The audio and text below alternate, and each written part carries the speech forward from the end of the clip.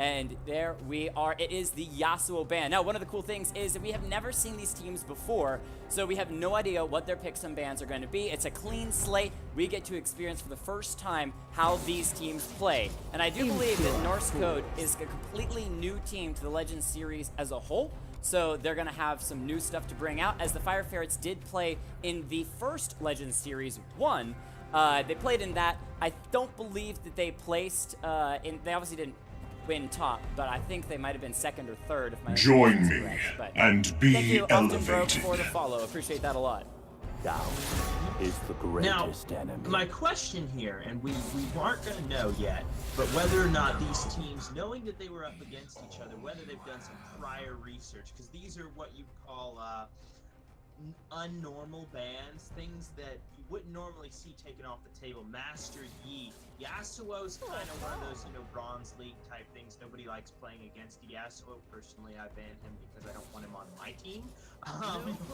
But you see Yasuo, Fiora, Yi, these things, Urgot especially, Vayne's a little bit more common, Ezreal you don't often see. So since these are kind of off-meta picks, I'm wondering if these are target bans toward each other's primary carry players. We see that a lot in teams that know each other on our stream. So, do you have any insight as to whether or not they've done scouting on each other? I'm not positive. What I do know, however, is that if any of you are familiar with Battlefy, it is an incredible, and it's not a shout out to them specifically, but Battlefy is a really cool website in which you can sign up and get teams, and you can use that, especially if you're going through tournament codes and everything, to get a little bit of scouted information on the other person. In addition, because this is a tournament, I assume, and most of these players in these teams have been set up for a very long time, they have scouted each other, they know what the other team likes to play, they know what champions they're going to be picking, and so I would assume as well as you that it's a lot of target bans, or bans specifically for whatever composition is that they're going to want to pick. We see from Norse Code starting out a Darius in the top lane and a Kayn in the jungle. Now Darius very, very strong in the top lane if he gets snowballing, but I want to know your opinion, Darius or Swain, which one takes the win? 150% Darius on this patch because Conqueror is out. They just released basically they've been up buffing all of these super powerful carries or sort of bruiser mid-range damage half tanks in top lane over the past 6 or 7 patches. Just small quality of life buffs because since the release the beginning of season 8 and the release of Runes Reforged, it's been a constant complaint that top lane, off-tank, bruiser fighters have not had a keystone. But the thing is, now that Conqueror's out, all of those buffs that made them able to compete with the tanky people who did have keystones, now that they have one, it's just completely unreal how powerful they're going to be.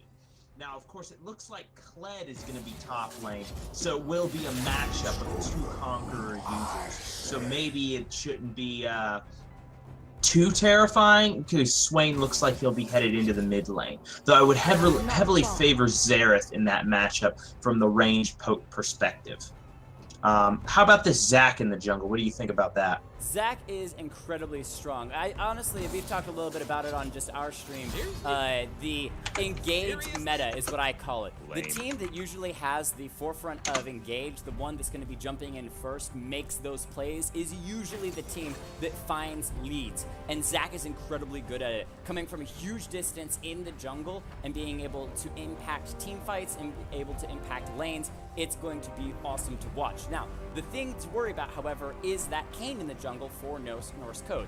Kayn is a duelist. He's going to enjoy fighting the Zac, and Zac early game does not have damage. He really wants to scale up and use that crowd control when he jumps into lane. And so if Kayn can find him out, can steal away some of those buffs, it can set Zac back far enough that Zac is unable to make an impact in the lanes. So I would expect from Norse Code Kayn to be very aggressive, to be looking for invades, be looking for the opportunity to steal away buffs, even pushing Zac's health down low enough that he's unsure of being able to jump into a lane is going to set Norse Code a little bit further ahead in the game. Something else to note from these jungle picks is that both Kayn and Zac break the mold of junglers, meaning Lee Sin and most other junglers, Sejuani, all have selected gank routes that they can take. You can only gank from certain angles with these champions without the use of a blast cone or a movement ability.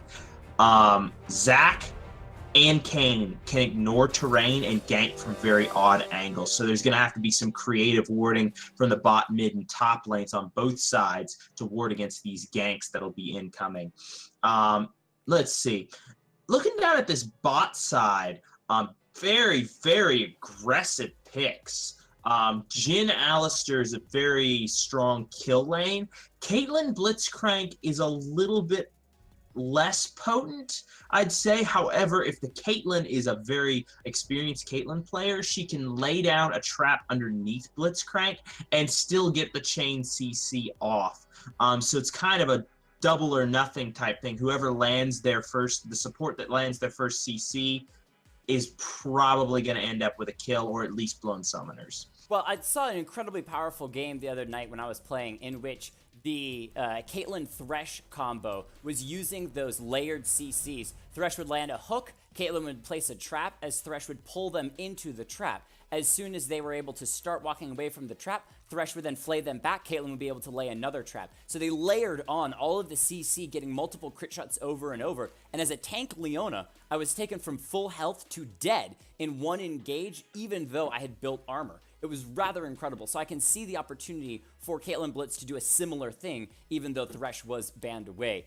Over for Alistar and Jhin, a similar composition in that you can layer some of those CCs from the knock-up of Alistar straight into the snare that Jhin has, layer those together. And again, we're talking about massive crowd control coming out from the Fire Ferrets with the Alistar, the Jhin snare, the Swain never move, Zac knock-up. I mean, there's so much potential there. However, what I'm seeing from Fire Ferrets is they're lacking a little in the damage.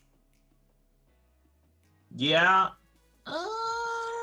Yeah, no, you're absolutely right. Kled, that kind of mid-range fighter, makes up for it a little bit because they don't have a straight tank in the top lane. However, Swain and Jhin both just blow all of their damage in one big thing, especially because Swain's kind of an off tank. You're definitely right in this respect. Jhin is a very burst damage oriented. He hits you in 4 large chunks, and if he doesn't kill you, well, tough. You're probably not going to die. And Swain's kind of the same way. So Kled's really the only sustained damage type thing. However, on the other side of things, you're missing out on tankiness from the side of Norse Code. Blitzcrank doesn't even really count as a tank anymore, unless if he has his mana shield up, he's decently tanky. But I mean, Darius is an off tank, but I'm definitely expecting him to build the Black Cleaver type build where he's not really considered a front line, and it's gonna have a very difficult time if King Kong Gun knows how to position with Jhin very well. Anybody who watches our stream knows that I'm a fanatical Jhin main, and I love the champion, even though he's been garbage for so long. Though I'm glad to see him in competitive play again.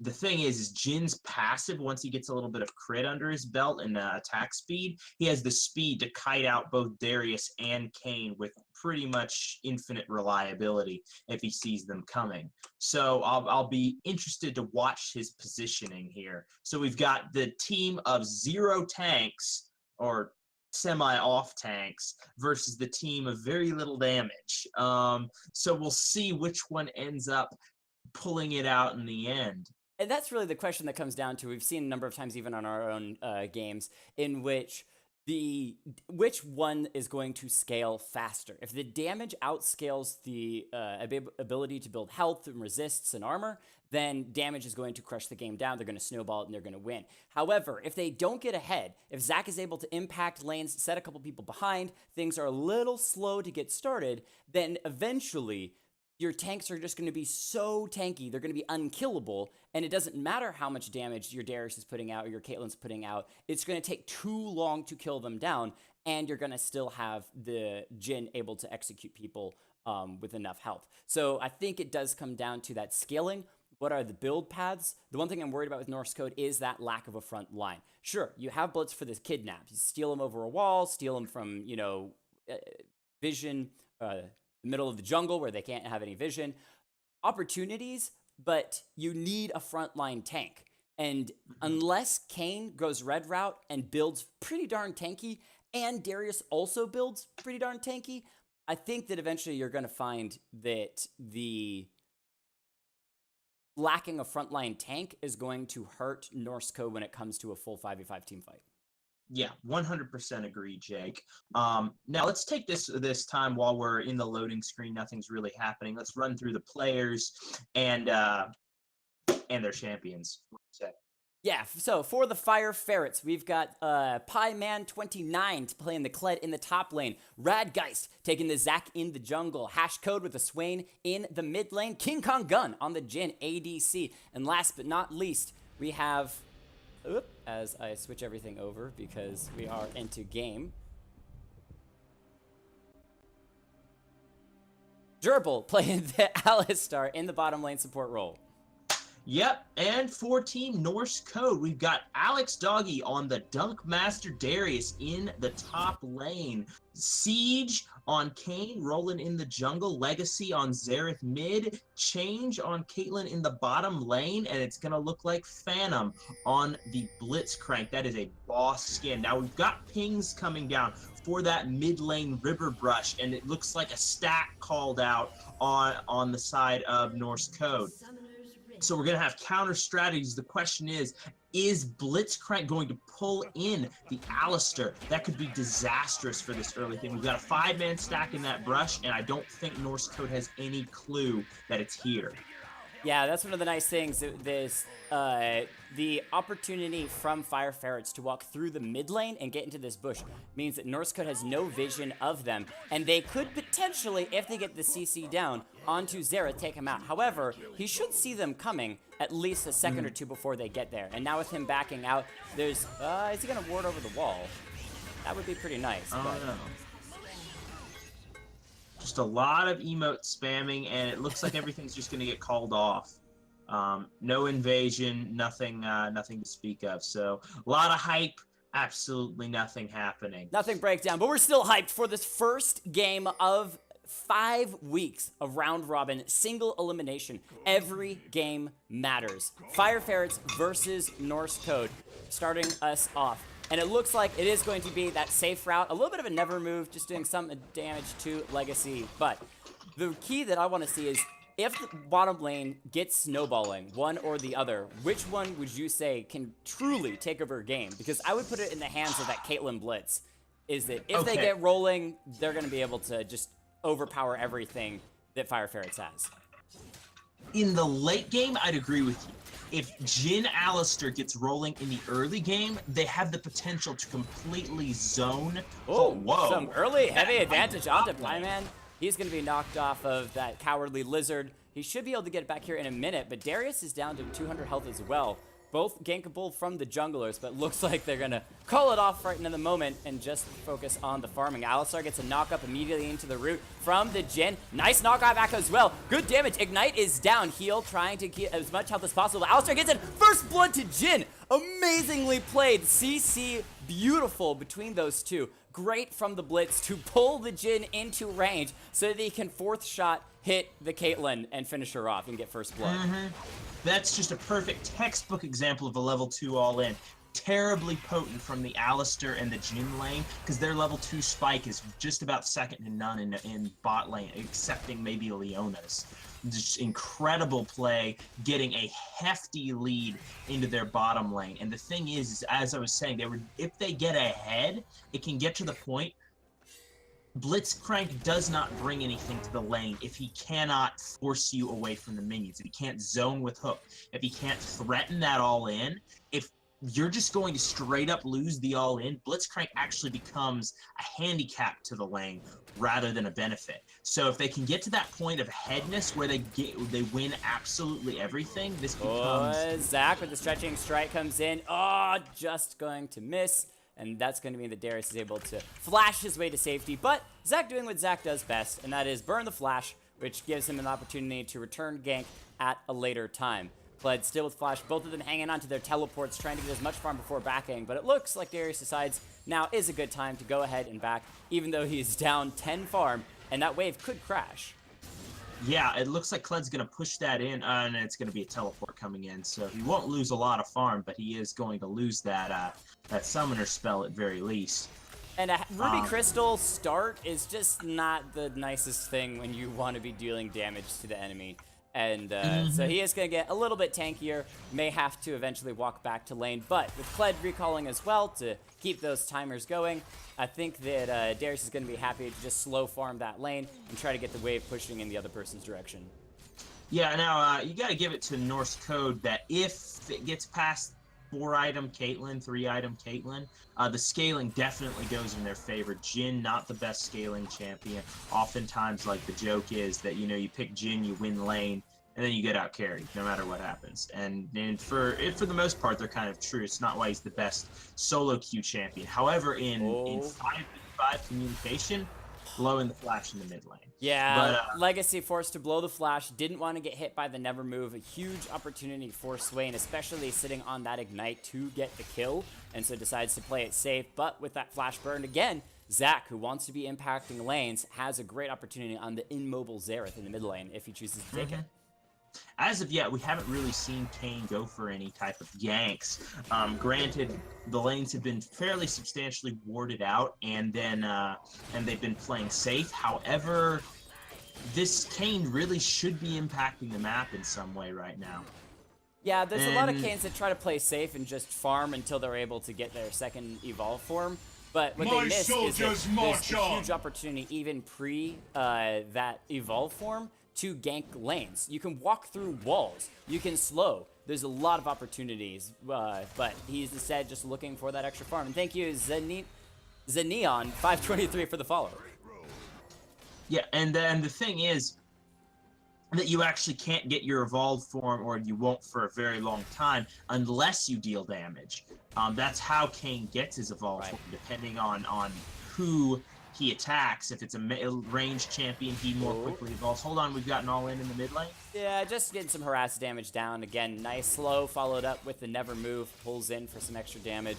Just going to keep harassing him down. Now, Xerath did pick up that refillable pot, so he will be able to do it. But yeah, Darius with that level 6 has to get the Cowardly Lizard Scar all gone. But Zach is here, coming in for the knockup underneath the turret. Not quite. Darius starting to walk away, but should go down. One more auto attack from Zach will slap him down. And with Pieman very low health, they get another kill for the Fire Ferrets in that top lane. And now Xerath in the mid lane is going to be, nope, maybe all in here by the Swain with a nice Never Move. Gets the ultimate down as well. Ignite's ticking away. Easy cleanup kill for the Swain. Now Hashcode moves in onto Siege. Needs the cooldown for the Never Move. Not going to find it. Decides to just go ahead and back off. But pushing Kayn out of lane gives Zach the opportunity to get some wards in there on the red buff. And that's going to just give massive advantage to Fire Ferrets on that topside jungle. Yeah, and look at the farm difference. In this particular matchup, Swain should not be up CS on Xerath. Xerath, a fairly easy champion to wave clear with, what with his abilities being so long ranged. While he may not necessarily be winning the lane, he should at least be even. However, Swain playing this lane beautifully. Hold on. Oh, that was a close 1v1 between the blue buff and Kayn. Yeah, the 1v1, Kayn barely wins out, but he gets the blue buff. That's all that matters. I love it, though, as a support main in the bottom lane, when you're on someone who you want to really be engaging on the enemy players, and you're a Blitzcrank, and it's an Alistar who's going to go in. Nice headbutt, knocking Caitlyn back. Hasn't been snared yet. Root's going to land. Actually, 90 calibers net backwards. Ignites down. Easy pickup kill. And now Phantom on the run. Dribble with some great CC. King Kong doesn't have the shots. Oh, he starts the ultimate. Gets one.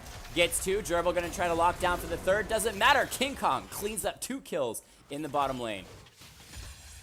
That was really clean.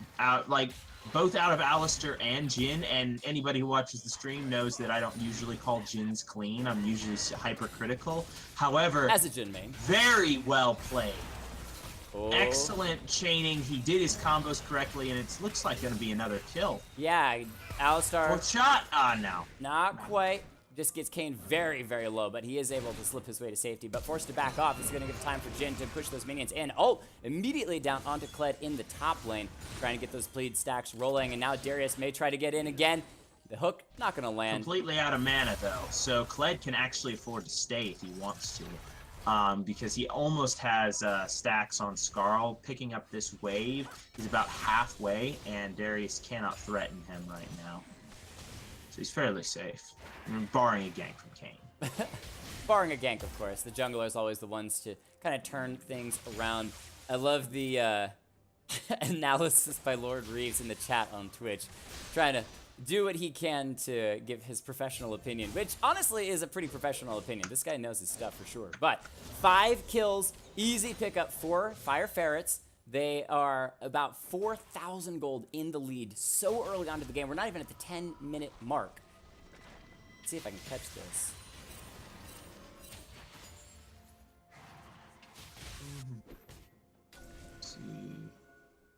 Okay, sorry, I was reading over that professional analytic that trying to see what was going on. It looks like it's going the other way though. And yes, Reeves is right from a straight analytics standpoint. Holy crap, double knockup out of the Alistar, getting the stun down. This is probably going to be at least 1 kill.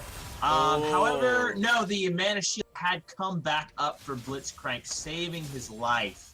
However, the combo back up for Alistar. Well, the interesting thing about that was that despite the combo going down, the flash and the heal had already been burnt by the Caitlyn earlier, as well as Blitz did not have the flash or exhaust. However, gank here onto Kayn. Nice movements from the jungle and the mid lane from the Fire Ferrets, going to force him over the wall, flash out. In the bottom lane, Jhin ult has started. There is no flash for the Caitlyn. She's going to be taken down. 2 more shots left. Might be enough to take Blitz out. In the top lane, though, Engage continues, and it looks like Blitz will live for now. Yep, but I wouldn't surprise. Now it looks like Ali's gonna chase him down. He has boots. Boots of Mobies. Early pickup from the Alistar. Kayn now going to be ulting onto Zac, trying to escape from a really bad situation. Has a blast cone to get over the wall. Darius is here as well for the backup, and he continues to be a slippery jungle.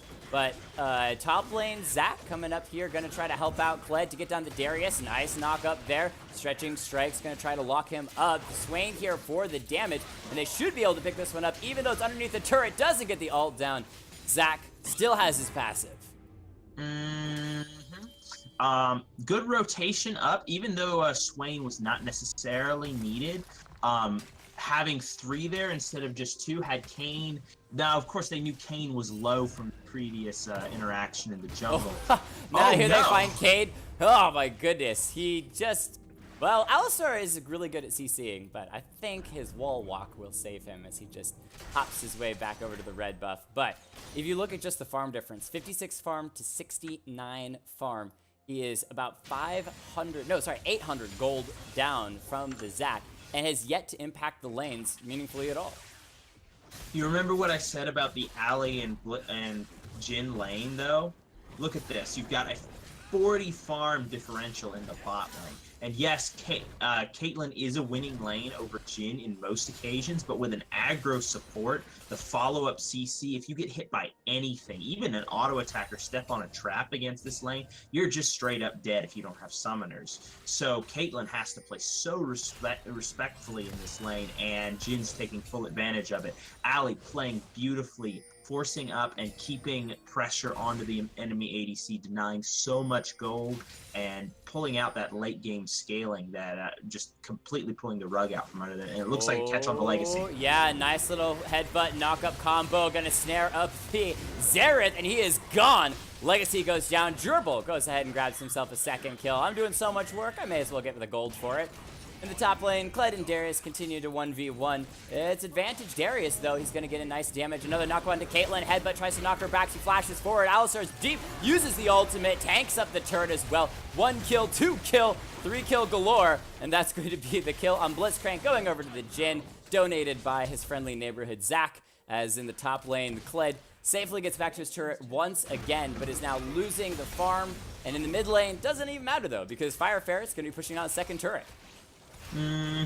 While Darius is consistently winning the 1v1s in the top lane, he's not impacting the map at all. And it's great you're winning on an island, but he hasn't taken a turret. he's doing well for himself, but the rest of his team's completely falling apart. The greater macro play and greater individual play from Fire Ferrets is just giving them such a strong lead. This is a little bit disrespectful from Hashcode on the Swain. However, it looks like they're reticent to step forward. They seem scared. And it looks like it's just going to be a free Mountain Drake over the side of Fire Ferrets. Which, normally speaking, it's not, Wind Drake. Generally speaking, the Wind Drake isn't something super impactful. It's the next couple patches, it's going to be patched, and we believe that it's going to give you a small amount of movement speed, even in the middle of battles, which is a big deal. However, hasn't happened yet. That being said, on an Alistar with Moby's boots wanting to catch somebody out, what better Drake is there than a movement speed Drake that allows you to get in, engage the enemy? And I gotta say, Gerbil is doing an incredible job because 2-0-5, he's been under turret so many times, but he knows the limits of his champion. He knows how much he can engage and still get out alive. And he's setting up everything for his team. All of their CC we talked about early, and the damage from that Jhin, now 5-0 with that rapid fire cannon. In the top lane, it might be an ult down to finish off Kled. The heals are down, the turret shot! No, the bleed is enough to kill the Kled, and Darius barely escapes with his life for the moment. Can Kane save him on the Swain coming up here? Hashcode getting good damage, never move with Ignite. That's going to be cleaning up the Kled, and Zach finds Darius. So 1 for 2 in the top lane. Kane just not able to help. We just got to see the joys of clearing control wards as Jhin. It's about the most tilting thing in the game. You take I swear, 2 shots, then you have to reload. One day, I'll clear this ward. Eventually. Vision control. Because it's 5 shots. It's like Riot purposefully made it be a little bit tougher to clear those. Yeah, Jhin is actually the reason they changed it from 5 shots to 4. Remember, the old pink wards used to be 5, but now the new ones are 4 shots, and that's why. But still, it's when you've already taken a shot at a scuttle crab or something, you can't quite clear the ward. I mean, he already attacks slow enough.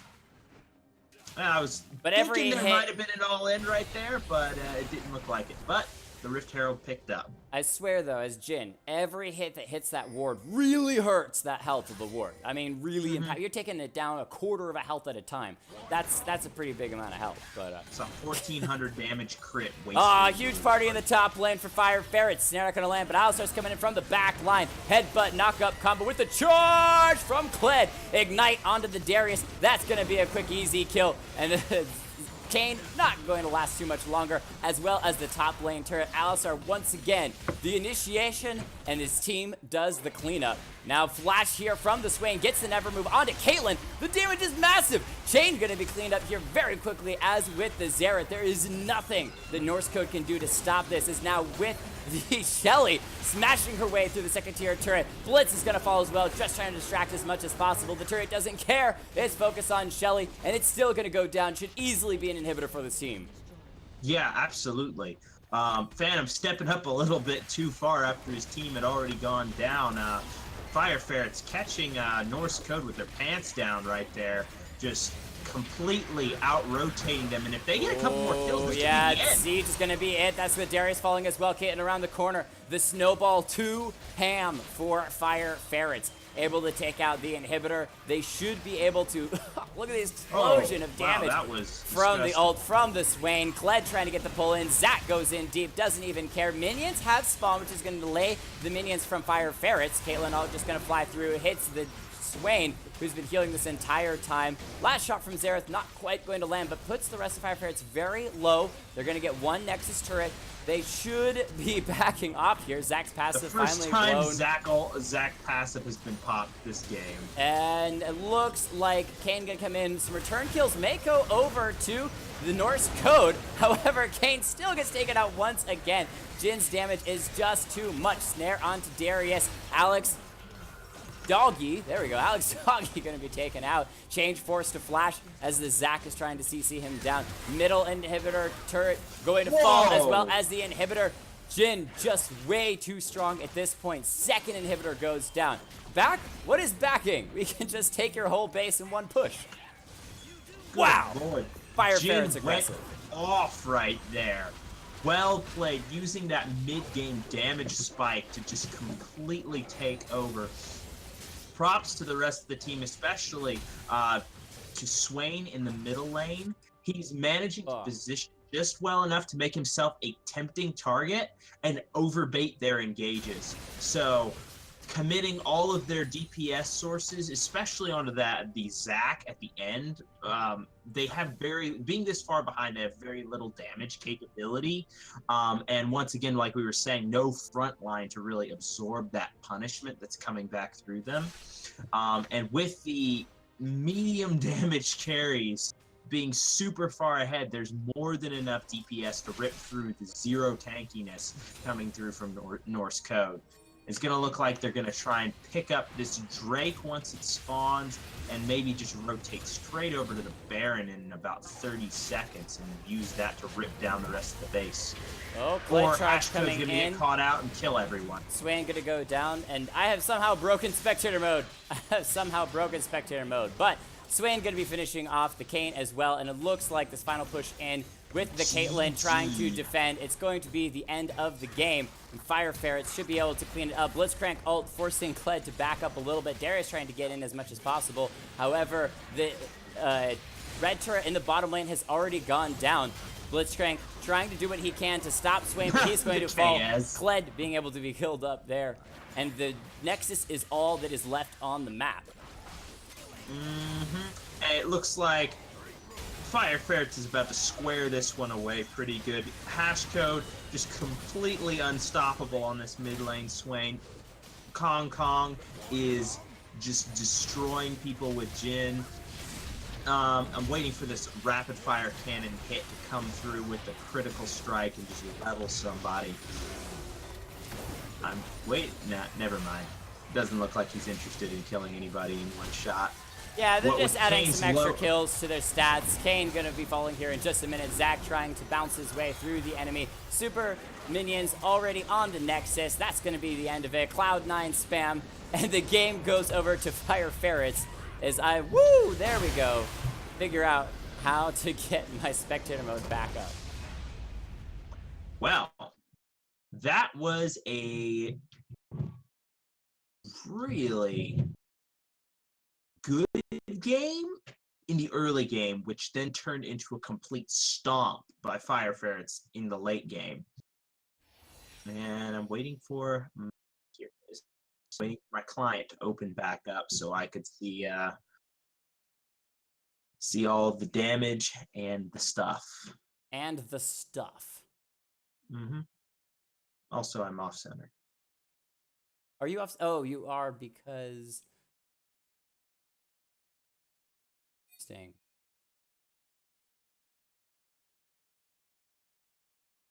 Don't tell XLNC Wraith to fix his HUD. No, that is actually me. I'm doing too much at the same time. This is why I need 3 monitors, guys. I've been really considering trying to pick one of those up, and it looks like as a tournament game, it's going to take a minute to load back in all the stats.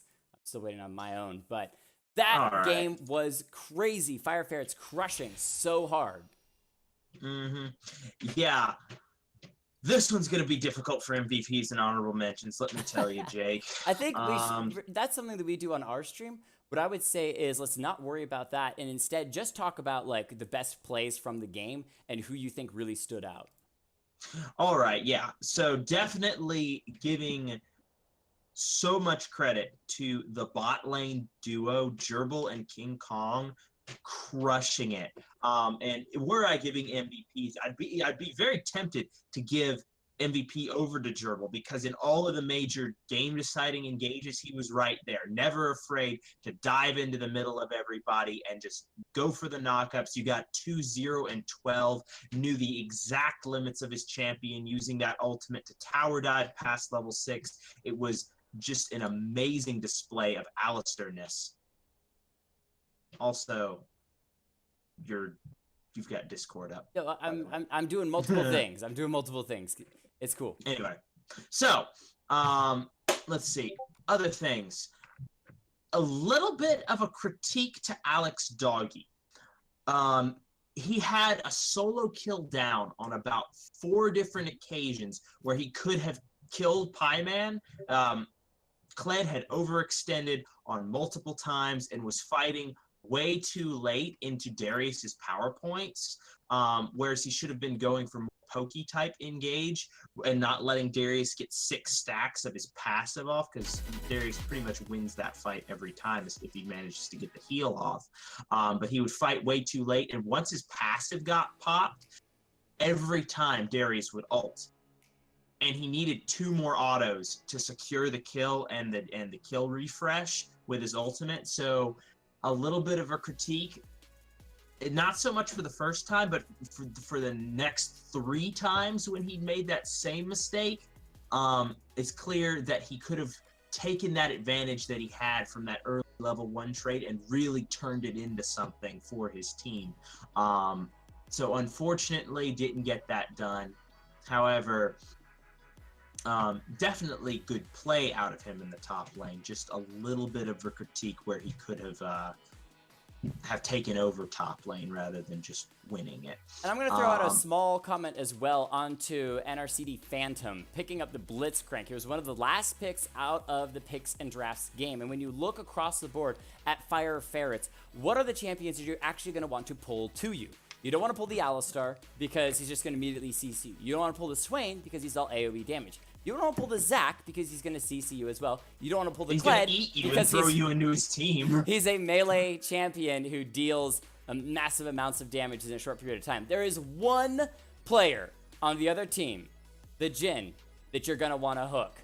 And when there's only one member on the enemy team that is semi-squishy, or really squishy, it's Jhin, but he plays so far back because he's such a massively ranged champion with that rapid fire cannon, with his ultimate, with the Q, his W. I don't think Blitzcrank was the best champion to pick for the support role on Norse Code. Yeah, it's a decent laning phase with the Caitlyn. If Change and Phantom had managed to land down the trap combos onto King Kong or even Gerbil, they have a very strong all-in lane, and it's an amazingly potent siege comp that Norse Code put together. Think about this: had they had a lead, you've got Phantom and Change on Caitlyn and Blitz, and you've got Legacy poking people down in this kind of semi-front line with Kayn threatening an all-in. So if they were ahead, they could have surrounded turrets, laid down the Kate traps, threatened Blitzcrank hook to push people away from challenging Kate knocking down towers, having Xerath to AoE poke people down from a long range. Very potent composition, but the one thing is it relies on being ahead, which they weren't. Right. So if Gerbil and King Kong don't get ahead in lane, it's a good pick. But they did get ahead in lane, so it's not. Secondly, Legacy should have won the matchup in mid against Hashcode, or at least gone even and been a potent threat in the late game. However, he positioned poorly a few times in the early game and blew his stun. Hashcode punished beautifully using the speed from something that I was reading earlier about, Phase Rush being a important thing on Swain now. Using that additional movement speed from Phase Rush in order to close the distance on this long-range champion every time Legacy blew his stun and get a ton of chunk damage down. Very well played from all the carry roles, and Radgeist